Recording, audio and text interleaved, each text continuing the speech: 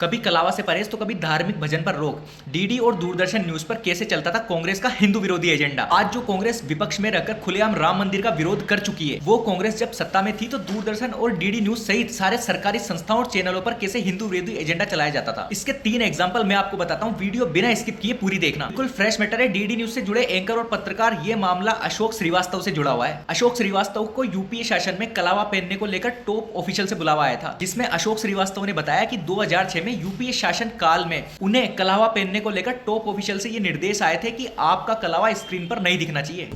जब यूपीए की सरकार थी तो मुझे एक दिन बुलाया गया टॉप ऑफिशियल में, और मैं क्योंकि अपनी पहचान के तौर पर कलावा बांध के रखता हूँ, मैं दूरदर्शन में काम करता था, मैं एंकर, ये बात करीब ये 2006 या 7 की बात है, तो मुझे बुला के कहा गया कि आपका कलावा स्क्रीन पर नहीं दिखना चाहिए। सोचिए, जो कांग्रेस आज हिजाब पहनने का समर्थन करती है, 2006 में उसी सरकार को हिंदुओं के हाथ में कलावा पहनने से इतनी दिक्कत थी कि वो जो रूल है वो आज भी चलता आ रहा है। आज भी एग्जाम सेंटर में कलावा उतरवा दिया जाता है और हिजाब को समर्थन किया जाता है। हर रैली में संविधान लेकर घूमने वाले राहुल गांधी जी ये भूल गए कि उनकी प्रेस फ्रीडम में हिंदुओं को कलावा पहनने तक की भी आजादी नहीं थी। श्रीवास्तव के इस खुलासे से पहले यूपीए शासन में दूरदर्शन पर सनातन प्रतीकों को ना दिखाने का आरोप भी लग चुका है। प्रसिद्ध लोक गायिका मालिनी अवस्थी ने 2005 में एक समाचार शो में खुलासा किया है कि उन्हें धार्मिक भजन गाने से यूपीए शासन काल में रोक दिया गया था, और इसलिए रोक दिया गया था क्योंकि उन्होंने जो भजन गाया था उसमें अयोध्या को राम की जन्मभूमि बताया गया है। बतौर कलाकार दिल्ली दूरदर्शन में रिकॉर्डिंग के लिए आमंत्रित की गई। ये बात है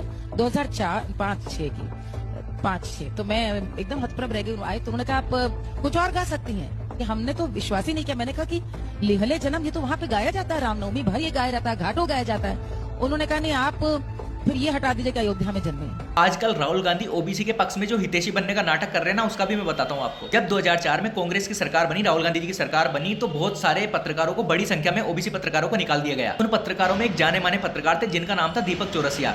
तो उन्होंने, जो ये कांग्रेस तुष्टिकरण की राजनीति करती है ना, आरक्षण वाली राजनीति, तो आरक्षण वाली राजनीति का भांडाफोड़ किया था। आरक्षण पे जितना बड़ा फेक नैरेटिव कांग्रेस पार्टी ने दिया, ऐसा कभी नहीं हुआ। 2004 में मुझे ही डीडी से माननीय राहुल गांधी जी और उनकी पार्टी ने निकाल के बाहर किया था। मैं डीडी का हेड था, मैं ओबीसी पत्रकार था, तब उनको नहीं दिखाई दिया। यहाँ तक कि कांग्रेस गवर्नमेंट पर यह आरोप लगे थे कि 2004 से 2014 के बीच डीडी या दूरदर्शन पर जितने भी राम भजन आते थे, मतलब राम के भजन गाया जाता था, जिस भजन में राम की जन्मभूमि अयोध्या बताई जाती थी, उन सारे भजनों पर कांग्रेस गवर्नमेंट ने रोक लगा दी थी, डीडी और दूरदर्शन पर। सोचिए, ये वो तुष्टिकरण की राजनीति करती थी कांग्रेस। जब एक तरफ यूपीए सरकार में दिल्ली की संपत्तियां, एक साइड मतलब दिल्ली की सारी संपत्तियां वक्फ बोर्ड को सौंप रही थी, उसी टाइम पर डीडी और दूरदर्शन न्यूज पर खुलकर हिंदू विरोधी एजेंडा चलाया जाता था, क्योंकि कांग्रेस तुष्टिकरण को ही सत्ता की सबसे बड़ी सीढ़ी मानती। इसलिए हिंदुओं के त्योहारों को ठेस पहुंचाना है, हिंदुओं की भावनाओं को ठेस पहुंचाना कांग्रेस के लिए पहले भी कोई बड़ी बात नहीं थी और आज के टाइम पे भी कोई बड़ी बात नहीं है। ये इसका एग्जाम्पल आप देख ही रहे हैं, बहुत सारे लोग। अभी आप लोग अपने देश के लिए, अपने सनातन धर्म के लिए आवाज नहीं उठा सकते, तो इस वीडियो को ज्यादा से ज्यादा शेयर तो कर सकते हैं, ताकि लोगों को पता चले कि कांग्रेस की तुष्टिकरण की राजनीति किस तरीके से चलती आ रही है और आज भी किस तरीके से चल रही है।